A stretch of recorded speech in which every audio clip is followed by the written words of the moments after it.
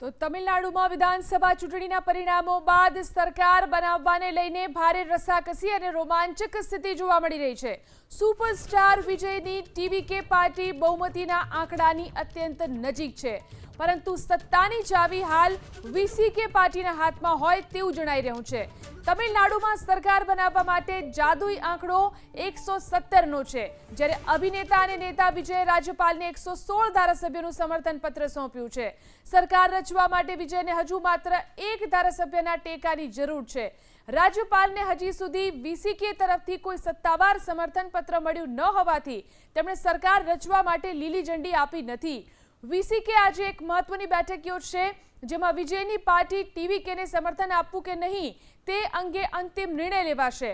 જો વીસીકે સમર્થન આપે તો વિજય સરળતાથી બહુમતી સાબિત કરી દેશે, પરંતુ જો તેઓ અલગ રહેવાનો નિર્ણય કરશે તો રાજ્યમાં ફરીથી રાજકીય ઉથલપાથલ થઈ શકે છે। અને જો આજે વીસીકે પોતાનું સમર્થન પત્ર રાજ્યપાલને સોંપે છે તો વિજયના મુખ્યમંત્રી બનવાનો રસ્તો સાફ થઈ જશે।